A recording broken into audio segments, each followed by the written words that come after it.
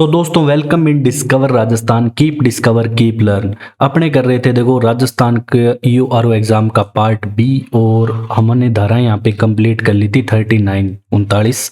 अब हम 40 से जो 50 तक की धाराएं हैं जिसमें आपका जो ये वाला चैप्टर है अध्याय 2 नगर पालिकाओं का गठन और शासन, जो आपके सिलेबस में ये पहला चैप्टर दे रखा है, ये यहाँ पे कंप्लीट हो जाएगा। इसके बाद हम कल इसका रिवीजन करेंगे शॉर्ट में। अभी मैं आपको क्या कि हर चीज़ डिटेल में बता रहा हूँ। देखो अपने को पता नहीं कि एग्जाम में क्या आएगा, तो हर चीज़ पहले अपने को डिटेल में जाननी जरूरी है। फिर हम थोड़ा शॉर्ट में भी देखेंगे कि हम उस चीज़ों को कैसे समझ सकते हैं। वैसे इन चीज़ों को भी मैंने आसान भाषा में लिखा है। देखो वहाँ पे जो भाषा आएगी तो उसको क्या है कि आप एक बार पढ़ोगे तो फिर आप यहाँ पे रिलेट करोगे तो आपको मैच हो जाएगी। तो इसलिए अपने को किसी भी चीज़ को आसान भाषा में ये याद करने का एक तरीका होता है। ठीक है, पहली लाइन तो मैंने वही लिखी है, अंदर जो उपधाराएं हैं उनको मैंने थोड़ा यहाँ पे आसान भाषा में लिखा है। अब देखो अपने स्टार्ट करते हैं क्लास। अब धारा 40, अब धारा जो 40 है वो क्या कहती है। सबसे पहले तो आपको ये अपने को पता होना चाहिए कि जो धारा 40 क्या कहती है कि जो पदावधि की समाप्ति के बाद कातिपीय अभिकथनों की जो जांच है, ठीक है, ये क्या, इसका मतलब क्या हुआ। अगर देखो किसी का कोई नगर पालिका का अध्यक्ष है या कोई भी सदस्य है जो चुना गया है, उसका कार्यकाल समाप्त हो रहा है और उस पे कोई कार्रवाई यहाँ पे चल रही है, तो वो कार्रवाई वैसे ही जारी रहेगी। ये यहाँ पे बात कही गई है धारा 40 के अंतर्गत। सीधी सीधी बात तो ये है। ठीक है, अब हम बात करेंगे, देखो कार्यकाल की समाप्ति के बाद भी जांच चालू रहेगी। ये उसकी जो 40 की उपधारा 1 के अंतर्गत दिया गया है। अब जो 40 की उपधारा 2 है इसमें क्या बताया गया है। अब देखो जो भी राज्य सरकार के निष्कर्ष होंगे वो धारा, देखो 39 में हमने जो भी पढ़ा था इसकी जो भी इनकी चीजें पढ़ी थी हमने 39 के अंतर्गत कि कैसे सदस्यों को हटाया जा सकता है, उसके उपधारा 6 के उपबंध यहाँ पे लागू होंगे। ये बात यहाँ पे बताई गई है। जो इसकी 40 की उपधारा 2 है, राज्य सरकार के जो भी निष्कर्ष यहाँ पे निकलेंगे लास्ट में वो बात, ठीक है, यहाँ पे बताई गई है। अब जो इसकी उपधारा 3 क्या कहती है कि जो भी अध्यक्ष उपाध्यक्ष या सदस्य के मामले होंगे, ठीक है, जो भी अध्यक्ष उपाध्यक्ष या सदस्य के जो मामले होंगे, इनमें नगर पालिका की नई अवधि के लिए इन्हें पुनर्निर्वाचित किया जाता है। ठीक है, तो इसमें क्या होगा कि नगर पालिका में जिसके विरुद्ध नगर पालिका में पूर्व अवधि के संबंध में उपधारा 1 में निर्दिष्ट जांच प्रारंभ की जाती है, तो धारा 39 के प्रावधान यहाँ पे लागू होंगे। मतलब मेन इसका कहने का मकसद क्या है, मतलब क्या है, ये अपने को इसकी उपधारा जो 40 की उपधारा 3 में ये जानना जरूरी है कि जो भी जांच प्रारंभ की जाती है उसमें जो धारा 39 के प्रावधान लागू किए जाएंगे। यहाँ पे सीधी सी बात ये कही गई है। ठीक है, और जो जांच पहले ही प्रारंभ कर दी गई है वो जारी रखी जाएगी। सीधी सी बात ये है। अपने को देखो क्या है कि आपको ऊपर वाला जो पॉइंट है ना 40 का, वो ज़्यादा इंपॉर्टेंट है, वो याद रखना। ठीक है, और अंदर उपधाराएं पता नहीं आ भी सकती है नहीं भी आ सकती। अब हम बात करते हैं नेक्स्ट जो धारा 41 की। 41 क्या कहती है, देखो धारा 39 के अधीन हटाए गए सदस्य, देखो 39 में सदस्यों का हटाया जाना है, बार बार आप कहाँ पे आपको बताया जा रहा है। ठीक है, तो यहाँ पे जो भी हटाए गए सदस्य हैं उनकी निर्योग्यता के बारे में यहाँ पे बताया गया है। कोई सदस्य अगर हटाया गया हो तो धारा 39 की जो उपधारा 1 के खंड घ, अब ये घ ना बार बार आएगा। अब देखो मैं आपको पहले बता दूं घ में क्या क्या है कि उस सदस्य के रूप में उसने अपने घ के अंतर्गत है कि उसने अपने कर्तव्यों का पालन नहीं किया है। जो भी उसके कर्तव्य थे, कर्तव्यों का पालन उसने नहीं किया या कोई भ्रष्ट आचरण उसने किया है, तो ये जो भी मैक्सिमम लिए जाएंगे यहाँ पे घ के अंतर्गत लिए जाएंगे। ठीक है, और अपने कर्तव्यों के पालन में असमर्थ हो, एक ही बात बार बार घुमा फिरा के यहाँ पे कही गई है।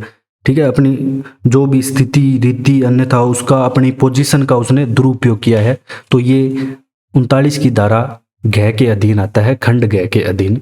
ठीक है, कोई सदस्य अगर उसके अंतर्गत हटाया गया हो तो क्या होगा, धारा 41 में ये आपको बताया गया है। अब देखो दोस्तों, तो 41 में आपका क्या होगा कि जो भी 40 के अधीन प्रतिकूल निष्कर्ष अभिलिखित होंगे फाइनल। ठीक है, अब अब 40 में देखो जो भी उसके निष्कर्ष निकल गए, मतलब अगर वो दोषी पाया जाता है तो वो पुनर्निर्वाचन के लिए यहाँ पे पात्र नहीं होगा, मतलब उसे पुनर्निर्वाचित नहीं किया जा सकता। कब तक नहीं किया जाएगा ये भी पता होना चाहिए। जो भी देखो अभिलिखित किए जाने की तारीख है, मतलब जिस दिन कह दिए कि भाई तू दोषी पाया गया है, उससे 6 वर्ष तक उसको, ये हमने पहले भी जाना था कि 6 वर्ष तक वो पुनर्निर्वाचन के लिए पात्र नहीं होगा, ठीक है, किसी भी नगर पालिका में। अब देखो अपने चलते हैं नेक्स्ट धारा, धारा 42 क्या कहती है। देखो 42 में अपने को बस ये पॉइंट है यही याद रखना है और इसको समझना है, सीधी सी बात है। देखो जो कोई भी नगर पालिका के सदस्य का पद और संसद या राज्य विधानसभा किसी पंचायती राज संस्था की सदस्यता एक साथ धारण करने पर निर्बंधन। देखो इसमें क्या कहा गया है, देखो यहाँ पे ये है नगर पालिका, ठीक है, ये मान लो यहाँ पे विधानसभा राज्यसभा कुछ भी ले लो आप, ठीक है, कोई भी मतलब सदस्य हो जाएगा, यहाँ पे विधानसभा ले लो। अब देखो वो क्या है कि नगर पालिका भी का भी चुना गया, विधानसभा का भी चुना गया, तो इसके अंतर्गत क्या है कि उसको एक यहाँ पे सेलेक्ट करना होगा। ऐसे नहीं कि दोनों जगह काम चलाएगा वो अपना, ऐसा यहाँ पे पॉसिबल नहीं है। ये बात यहाँ पे बताई गई है कुल मिलाकर, ठीक है। और इसके लिए क्या है कि उसको 14 दिन की समाप्ति, या तो देखो या तो वो अपने आप त्याग पत्र देगा, नहीं तो 14 दिन में अपने आप जो भी है जब तक वह संसद या राज्य विधानसभा या पंचायती राज संस्था में अपने स्थान से पहले ही त्याग पत्र नहीं दे सकता, जो भी पहले हो जाएगा, नहीं तो 14 दिन में ऑटोमेटिकली वो उससे पद से हट जाएगा। अगर वह नगर पालिका का है फिर बाद में विधानसभा का वो विधायक बन जाता है तो यहाँ से उसको त्याग पत्र देना होगा, ये बात इसमें कही गई है, ठीक है। मतलब एक साथ 2 पद धारण नहीं कर सकता, सीधी सी बात है। अब देखो प्रत्येक नगर पालिका में एक अध्यक्ष और उपाध्यक्ष होगा, मोस्ट इंपॉर्टेंट है, आप ये याद रखें। ये धारा 43 के अंतर्गत आता है कि प्रत्येक नगर पालिका में एक अध्यक्ष और उपाध्यक्ष होगा। अब देखो अपने को पता है कि जो अध्यक्ष और उपाध्यक्ष होगा वो किस में से, जो भी निर्वाचित सदस्य होंगे उनमें से चुना जाएगा, ठीक है। अब क्या है कि 43 की धारा उपधारा 1 क्या कहती है, ये कहती है कि प्रत्येक नगर निगम के लिए महापौर होता है, ये हम पढ़ेंगे शहरी, जब मैं आपको करवाऊंगा शहरी निकाय, स्थानीय निकाय, ठीक है। और नगर परिषद के लिए सभापति होगा और नगर पालिका बोर्ड का अध्यक्ष होता ही है, ये आपको पता है अच्छे से, ठीक है। तो ये यहाँ पे बात कही। अब 43 की 2 की बात करें तो अब उपाध्यक्ष की यहाँ पे बात कही गई है, वही उप महापौर, उप सभापति, उपाध्यक्ष, तो ये 43 की उपधारा 2 में। अब 43 की उपधारा 3 क्या कहती है कि नगर पालिका के अध्यक्षों के पदों का आरक्षण। देखो दोस्तों जो हमने पहले पढ़ा ना, आरक्षण सेम वही प्रकार है, वही जनसंख्या के बराबर अनुपात में बांटा जाएगा। बार बार यहाँ पे क्या है कि आपको इस अधिनियम में क्या है कि एक बात बार बार मिलेगी, तो अब अपने को बार बार ऐसी चीज को डिटेल में न लिख के शॉर्ट में अपने याद करेंगे। अध्यक्षों के पदों का आरक्षण, आरक्षण देखो SC ST OBC और महिलाओं का जो होता ही है, तो इनका आरक्षण यहाँ पे दिया गया है, ठीक है। इनके जनसंख्या के अनुपात के हिसाब से बांटा जाएगा। अब 43 की उपधारा 4 क्या कहती है दोस्तों, 4 कहती है कि राज्य सरकार जो उपधारा 3 है, 3 के अधीन आरक्षित पदों का आवंटन, ऊपर तो क्या आरक्षण दिया था, अब यहाँ पे आरक्षित पदों का आवंटन करेगी अध्यक्षों का, ठीक है ना। ये बात अध्यक्षों की बात कर रहे हैं हम, अध्यक्ष उपाध्यक्ष की। सदस्यों के जो आरक्षण थे वो हमने पहले पढ़े थे पहली धाराओं में। अब हम क्या अध्यक्ष उपाध्यक्ष के आरक्षण भी के बारे में पढ़ रहे हैं, इनमें भी आरक्षण होता है। और अब क्या होता है कि अब ये बात हमने पहले भी देखी थी सदस्यों वालों में कि आरक्षण का प्रभाव संविधान में लिखा गया है कि ऐसा समय आएगा कि जब मतलब जरूरत नहीं होगी। अनुच्छेद 334 ये दर्शाता है कि अगर संविधान में आरक्षण को प्रभाव समाप्त कर दिया जाता है तो सब जगह से आरक्षण समाप्त हो जाएगा ऑटोमेटिकली, जहां भी आरक्षण लग रहा है, नौकरी में सब जगह। अब 43 की उपधारा 6 क्या कहती है दोस्तों कि अध्यक्ष और उपाध्यक्ष है जो अगर 1 माह से अधिक तक बिना बताए ऐसी छुट्टी मजे मार रहे हैं तो क्या होगा, ठीक है, 1 माह तक, एक कालावधि तक अनुपस्थित रहता है तो वह अध्यक्ष या उपाध्यक्ष नहीं रहेगा, ठीक है, हटाया नहीं जाएगा, ये नहीं कह रहा मैं, नहीं रहेगा। और जब तक वो, अब उसकी छुट्टी है ना मंजूर नहीं हो, उसको क्या कि छुट्टी लेनी पड़ेगी, अब जब तक उसकी छुट्टी मंजूर नहीं होती तब तक वह वहां पे अध्यक्ष या उपाध्यक्ष नहीं रहेगा। ये बात इसमें उपधारा 6 में 43 की कही गई है। अब 43 की उपधारा 7 क्या कहती है, जो 6 के अधीन काम हुआ है ना, ठीक है ना, जो छुट्टी ले रहा था जो 6 के दिन, उसमें अगर देखो 6 मास से अधिक की छुट्टी है, वो कहता भाई मेरे को तो 6 महीने ज़्यादा ही छुट्टी चाहिए, तो वो मंजूर नहीं की जाएगी। सीधी सी बात यहाँ पे ये बताई गई है, सिंपल सी, कि 6 महीने से ज़्यादा की यहाँ पे आपको छुट्टी नहीं दी जाएगी सीधी। अब देखो इसमें भी एक कंडीशन है कि अगर छुट्टी मंजूर हो जाए तो जो भी उपाध्यक्ष का पद है वो रिक्त हो जाएगा और सदस्यों से निर्वाचन होगा। अब क्या है कि इसकी छुट्टी मंजूर हो जाएगी तो उपाध्यक्ष है ना, वो अध्यक्ष का पद धारण कर लेगा। अब उपाध्यक्ष का पद हो गया रिक्त, अब उसका पद रिक्त होने से सदस्यों में से किसी को यहाँ पे उपाध्यक्ष बनाया जाएगा, वो बात कही गई है। अब हम बात करेंगे इसकी धारा 43 की 8 की। अब देखो उपाध्यक्ष काम कर रहा है अध्यक्ष के रूप में, तो वही बात है ऊपर वाली, ठीक है। उपाध्यक्ष का काम अध्यक्ष के रूप में कर रहा है तो पद रिक्त समझा जाएगा, तो ये 8 के अंतर्गत आता है। अब इसकी जो उपधारा 9 है, तो आप देखो मैं आपको सही बताऊं तो उपधारा के अंतर ज़्यादा मत जाना आप, ये समझने के लिए है अपने को चीज़ें। अब 43 की उपधारा 9 है, ये कहती है अध्यक्ष उपाध्यक्ष का पद रिक्त समझा जाएगा। कब समझा जाएगा? जब उन पे अविश्वास प्रस्ताव पारित हो जाए, ठीक है, वो अपना विश्वास मत न दे पाए कि हम इतने हैं। अब देखो 43 की उपधारा 10 क्या कहती है? जो 43 की उपधारा 10 है, ये कहती है कि प्रत्येक अध्यक्ष उपाध्यक्ष, अगर धारा 39 की वही उपधारा 1 के खंड गए जो हमने पढ़ा, भ्रष्ट आचरण कर रहा है, कुछ भी कर रहा है, तो कब हटाया जा सकेगा कि, और उसका हटाया जाना यहाँ पे लिखा गया है। और धारा 39 की उपधारा 2 से 6 तक उपबंध लागू होंगे, ठीक है। मतलब इनको भी उसी तरीके से हटाया जाएगा जिस तरीके से सामान्य सदस्य हट रहे थे, ठीक है, क्योंकि ये सदस्यों में से ही बनते हैं, सीधी सी बात है। अब जो इसकी उपधारा 11 क्या कहती है, इसमें बहुत सारी उपधाराएं हैं। अध्यक्ष की जो पदावधि है नगर पालिका के पदावधि के अनुरूप होगी, ये कहती है अध्यक्ष द्वारा जो त्याग पत्र दिया जाएगा वो अध्यक्ष को लिखित नोटिस देना पड़ेगा। जो भी अध्यक्ष त्याग पत्र देगा तो लिखित नोटिस के रूप में। अब जो इसकी उपधारा 13 क्या कहती है, अध्यक्ष की जो अगर पदावधि समाप्त हो जाती है, ठीक है, तो मान लो उसका पद हो गया खाली, तो उसे 6 महीने के ना अंदर अंदर भरना होगा। और जो भी निर्वाचित व्यक्ति है शेष अवधि के लिए पद धारण करेगा, ऐसा नहीं है कि उतने ही टाइम के लिए करेगा जितने उसने किया था। शेष अवधि जो भी बची होगी नगर पालिका की, जैसे 5 वर्ष कार्यकाल होता है उस हिसाब से। अब देखो उपाध्यक्ष की पदावधि समाप्त हो जाएगा तो वो भी शेष जो भी रिक्ति होगी वो शेष अवधि के लिए भरी जाएगी। ये हम बार बार पहले भी पढ़ चुके हैं, जो भी काम होगा शेष अवधि के लिए होगा, कहीं भी हो रहा है, सीधी सी बात आप याद रखोगे। अब जो इसकी उपधारा 14 क्या कहती है कि निर्वाचित जो भी अध्यक्ष या उपाध्यक्षों के नाम है राजपत्र में प्रकाशित, जो भी अध्यक्ष या उपाध्यक्ष चुने जाएंगे तो उनके नाम राजपत्र में प्रॉपर रूप से यहाँ पे प्रकाशित किए जाएंगे कि यहाँ का ये बना है, इस क्षेत्र का ये बना है। अब बात करेंगे नगर पालिका अध्यक्ष की 43 की उपधारा 15 में। तो इसमें क्या है कि इसके जो भी मासिक वेतन है और भत्ता और जो भी सुविधाएं है ना, इसे नगर पालिका निधि से दी जाएगी। कहाँ से? नगर पालिका निधि से दी जाएगी, ये यहाँ पे बताया गया है। अब देखो धारा 44 की हम बात करेंगे। 44 क्या कहती है? देखो अध्यक्ष या उपाध्यक्ष के निर्वाचन की विद्यमानता का अवधारण, ठीक है, जो भी अध्यक्ष या उपाध्यक्ष है उसके निर्वाचन की जो विद्यमानता है। अब इसमें क्या होगा दोस्तों, देखो जो धारा अपनी 44 है इसके अंतर्गत पहली बात यह है कि इसमें ये प्रश्नगत नहीं होगा। कैसे? मतलब जो निर्वाचन किया गया है इस पे कोई उंगली नहीं उठा सकेगा, ठीक है। अगर, ठीक है, इसमें भी एक कंडीशन है। देखो नगर पालिका क्षेत्र पर जो भी अधिकारिता रखने वाले जिला न्यायाधीश है को प्रस्तुत निर्वाचन याचिका के सिवाय, ठीक है, जिला न्यायाधीश इस मामले में और कहीं भी इसे प्रश्नगत नहीं किया जाएगा, ये बात यहाँ पे कही गई है।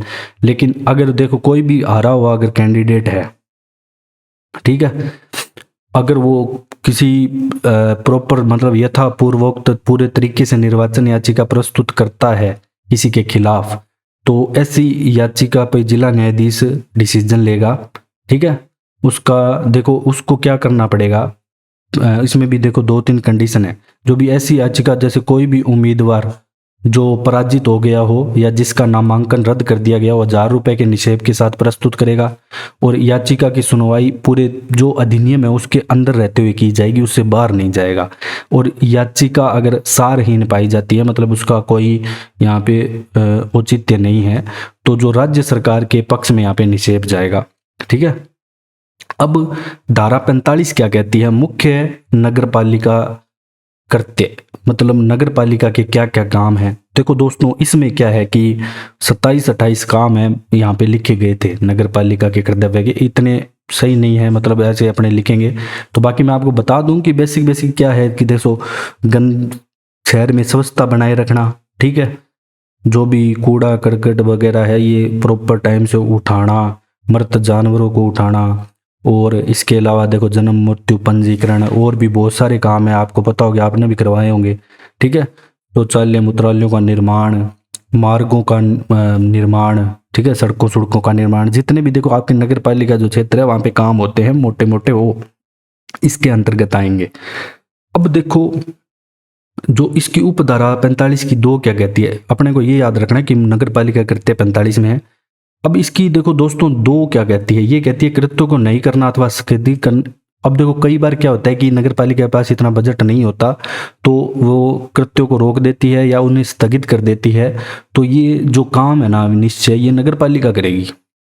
अब इसकी उपधारा 3 क्या कहती है, अगर कृत्यों को नहीं करने पर राज्य सरकार द्वारा निर्देश भी यहाँ पे जारी किए जा सकते हैं, ठीक है। अब जो इसकी उपधारा 4 क्या कहती है, कर्तव्यों के जो भी निर्वहन के लिए धारा 154 के निर्दिष्ट करार के अधीन किसी भी अभिकरण के माध्यम से योजना बना सकेगी। मतलब जो भी इसको कृत्यों को काम, जो भी इसने जो मान लो सड़क बनानी है, तो इसको क्या है कि धारा 154 में निर्दिष्ट जो भी करार है उसके अधीन मतलब योजना बनाई जाएगी प्रॉपर तरीके से, ठीक है, उसका रख रखाव वगैरह जो भी है उसके अधीन किया जाएगा। अब बात करेंगे हम धारा 46 की, अन्य नगर पालिका कृत्य। अन्य जो काम है, देखो वैसे ये फालतू काम नहीं, ये भी जरूरी काम है, लेकिन ये अन्य कामों में गिने जाते हैं मैक्सिमम। देखो जैसे पर्यावरण संरक्षण, लोक स्वास्थ्य स्वच्छता, शिक्षा और संस्कृति, लोक कल्याण क्षेत्र और सामुदायिक संबंधों से, ये इसके अन्य नगर पालिका कृत्य हैं जो धारा 46 में आते हैं, ठीक है। ये चीजें यहाँ पे बताई गई है। अब हम बात करेंगे दोस्तों धारा 47 की। अब क्या है इसमें, मतलब क्या है 47 में आपके है, देखो सरकार द्वारा समूनुदेशित कृत्य, मतलब इसका मतलब क्या हुआ, देखो सरकार द्वारा समूहदेशित मतलब जो सरकार कहेगी। अब राज्य सरकार, यहाँ पे जो राज्य सरकार है निर्देश देगी किसको, नगर पालिका को। मतलब राज्य सरकार को ऐसा लग रहा है कि इस क्षेत्र में अपने को ये काम करवाना है, तो ये निर्देश देगी नगर पालिका को कि आपको ये वाला यहाँ पे काम करवाओ, तो उनको करना पड़ेगा, ठीक है। मेन क्योंकि पावर राज्य सरकार के पास है।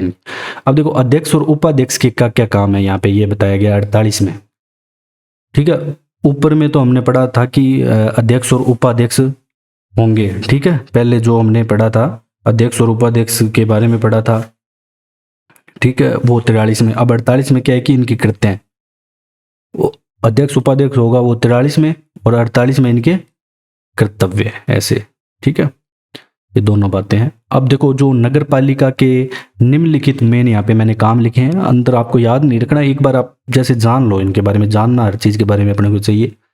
अब देखो क्या क्या काम है नगर पालिका के अध्यक्ष के, पहले अध्यक्ष की बात करेंगे फिर उपाध्यक्ष की।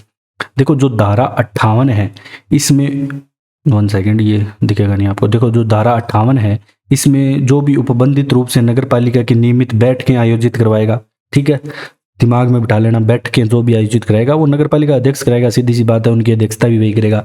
और नगर पालिका की जितनी भी बैठकों की अध्यक्षता करेगा वो धारा 337 की उपधारा 2 के खंड 13 के अधीन कार्य संचालन करेगा, ठीक है। जो भी कार्य संचालन होगा बैठकों का वो धारा 337 की उपधारा के खंड 13 के अधीन होगा।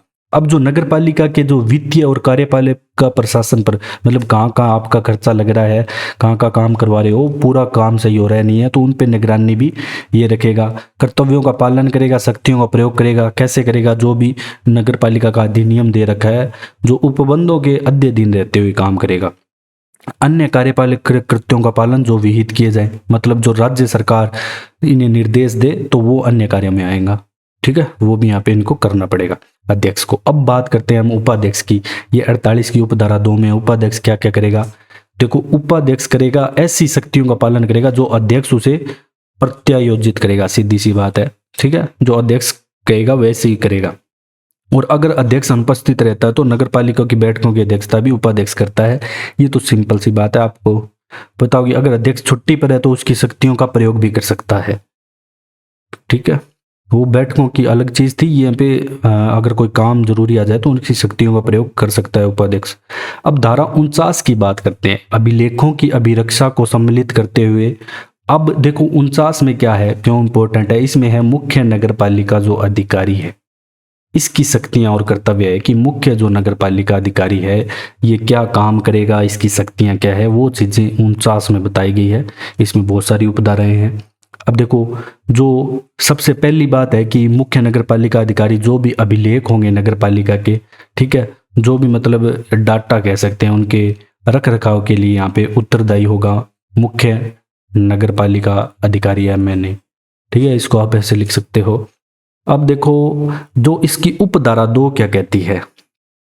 अब देखो, जैसे कोई अध्यक्ष है, उसने कोई आदेश पारित कर दिया कि अपने यहाँ से ये वाला प्लान कर रहे हैं कि अपने यहाँ से कोई भी मतलब ले लो आप नगर पालिका क्षेत्र का, कि कोई नगर पालिका क्षेत्र का यहाँ पे काम चल रहा है, 1 सेकेंड, तो जैसे सड़क बना रहा है तो उसको लगे कि ये सही नहीं है या अधिनियम के अकॉर्डिंग यहाँ पे काम नहीं हो रहा है, तो मुख्य नगर पालिका अधिकारी का क्या कर्तव्य होगा कि वो जो भी है अध्यक्ष को सलाह दे कि भाई, पहली बात तो ये सलाह देगा अध्यक्ष को कि ये सिस्टम अधिनियम के अकॉर्डिंग नहीं है, इसको आप सुधार करो। ठीक है, और दूसरा क्या करेगा कि 7 दिन के अंदर अंदर है ना, वो राज्य सरकार के द्वारा जो भी अधिकारी यहाँ पे नियुक्त किया गया है उसको सूचित करेगा। ये बातें हैं यहाँ पे। ठीक है, अब देखो जो 49 है, 49 की उपधारा 3 क्या कहता है। अब जो मुख्य नगर पालिका अधिकारी है, जो भी उपधारा 2 अपने ऊपर पड़ी, ठीक है, अगर वो जानबूझकर ऐसा करता है कि जानबूझ के उसको गलत बता रहा है चीज, सही चीज को भी, तो नगर पालिका द्वारा जो भी हानि नगर पालिका को होगी उसके कारण, तो उसकी वसूली की जाएगी। किससे? मुख्य नगर पालिका अधिकारी से वसूली की जाएगी, और वसूली भी उसी प्रकार से की जाएगी जिस प्रकार से नगर पालिका नगर पालिका जो सबसे मतलब कॉमन रूप से वसूलती है, ठीक है, वैसे वसूला जाएगा। अब 49 की उपधारा 4 की अगर दोस्तों हम बात करें तो इसमें है जो भी उपधारा अधीन, जो भी देखो उपधारा 2 में हमने क्या पढ़ा था कि जो भी रिपोर्ट का परीक्षण किया जाएगा राज्य सरकार के द्वारा, प्राधिकारी अधिकारी को वो सूचना दे रहा था। उपधारा 2 में हमने देखा था कि 7 दिन के अंतर्गत वो अपने को सूचना दे रहा था, मुख्य जो अधिकारी है वो इसको सूचना दे रहा था। अब जो राज्य सरकार द्वारा ये नियुक्त किया गया है, ये जो भी आदेश देगा ना वो अंतिम होगा, फाइनल माना जाएगा। ठीक है, उसे मानना पड़ेगा, वो किसी के पक्ष में हो। ये बात यहाँ पे कही गई है 49 की उपधारा 4 में। अब बात करते हैं 49 की उपधारा 5 में क्या गया है कि अध्यक्ष या कोई भी आदेश तब तक वैध नहीं होगा। ठीक है, अध्यक्ष का जो भी आदेश है तब तक यहाँ पे वैध नहीं माना जाएगा जब तक जो मुख्य नगर पालिका अधिकारी है उसे अधिप्रमाणित न कर दिया जाए।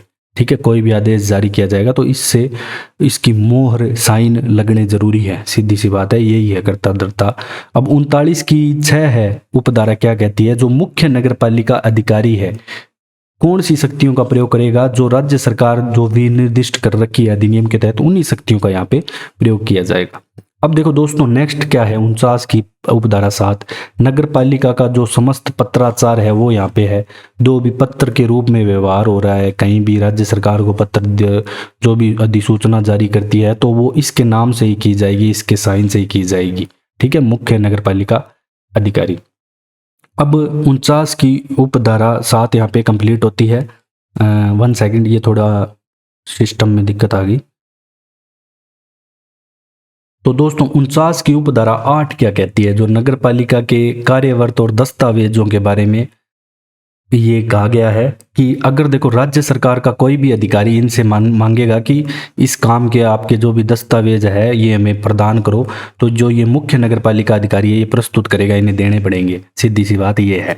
अब 49 की उपधारा 9 क्या कहती है, देखो जो भी मुख्य नगर पालिका अधिकारी है, जो भी मुख्य नगर पालिका, 1 सेकेंड ज्यादा ऊपर चला गया ये, जो भी मुख्य नगर पालिका अधिकारी है, जो भी क्या क्या काम करेगा ये बताया गया 49वें में कि लेखा परीक्षा रिपोर्ट की त्रुटि हटाने का काम, जो भी कोई लेखे जोखे में त्रुटि हो रही वो हटाएगा। नगर पालिका के, ये आपको याद नहीं रखनी, ठीक है ना, ये बात ध्यान रखना, याद करने मत लग जाना इनको। धन संपत्ति के संबंध में गबन चोरी के मामलों की रिपोर्ट, सीधा सा आप इसको पढ़ो बेसिक तरीके से, आसान सी चीजें हैं। नगर पालिका के जो लेखा रिपोर्ट दस्तावेजों की कोई प्रति मांगे तो वो देगा। जो भी बैठक में जो भी विचाराधीन यहाँ पे विषय है उसको स्पष्टीकरण करेगा, सलाह दे सकेगा, सॉरी, तो लेकिन है ना उसका मतदान नहीं कर सकेगा, ठीक है ना, मतदान करने का इसको अधिकार नहीं है। और नगर पालिका के जो विकास योजनाओं के निष्पादन के लिए आवश्यक उपाय, मतलब जो भी योजनाएं बनाई जा रही हैं उनके आवश्यक जरूरी उपाय निकालेगा। कर्तव्यों का निर्वहन जो अधिनियम के अधीन हो सारे वहां पे कर्तव्यों का निर्वहन ये करेगा। और नगर पालिका के अधिकारियों और जो भी सेवक हैं उनका अधीक्षण करेगा और उन्हें नियंत्रण रखेगा पूरा, ठीक है। वो बहुत इंपॉर्टेंट काम है ये इसके। अब देखो दोस्तों, नेक्स्ट हम बात करेंगे यहाँ पे धारा 50 की, जो लास्ट है इस चैप्टर की, कार्यभार संभालना। अब इसके अंतर्गत क्या बताया गया है, देखो इसमें क्या है कि जैसे ये नगर पालिका है, कार्यभार ऐसे नहीं कि ये संभालेगा, वैसे तो काम यही कर रहा है, जैसे नगर पालिका है ये, इसमें एक अध्यक्ष है और उपाध्यक्ष है बी, ठीक है, ये अध्यक्ष है ये उपाध्यक्ष है। अब मान लो अध्यक्ष यहाँ पे त्याग पत्र दे देता है, ठीक है, तो पद हो गया रिक्त, ठीक है, या उसे निलंबित कर दिया जाए, ठीक है, तो वो मतलब अध्यक्ष 0 हो गया। अब उपाध्यक्ष भी सेम ऐसे ही त्याग पत्र दे दे या हटा दिया जाए, निलंबित हो जाए, तो ये भी 0 हो गया।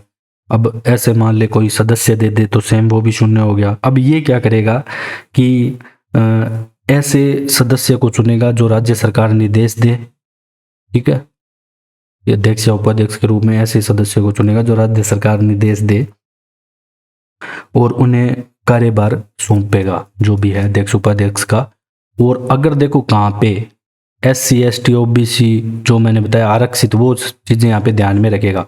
यहाँ पे अगर SC का कोई कैंडिडेट की अध्यक्ष की सीट है तो वहाँ पे उसी मतलब SC के कैंडिडेट को यहाँ पे बढ़ाना पड़ेगा। ये चीज़ है यहाँ पे कार्यभार संभालना, मतलब ठीक है, जो भी अगर त्याग पत्र वगैरह देते हैं तो सारा काम यही संभालेगा। ये चीज़ धारा 50 में कही गई है, ठीक है। तो ये आपका जो अध्याय 2 है और जो आपके सिलेबस का टॉपिक पहला है यहाँ पे कंप्लीट होता है। इसका कल हम रिवीजन करेंगे, मैं आपको बताऊंगा अच्छे से। तो अब आपको आंसर का जो जवाब देना है वो ये है कि जो भ्रष्ट आचरण है ये कौन सी धारा में है। जो भ्रष्ट आचरण है,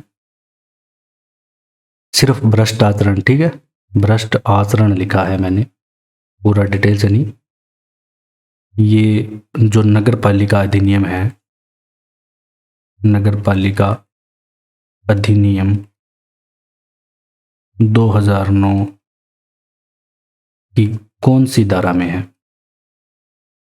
कौन सी धारा में है, ये आपको कमेंट में जवाब देना है। अगर आपको हमारा कंटेंट पसंद आया तो आप शेयर एंड सब्सक्राइब जरूर करें। Thanks for joining discover Rajasthan.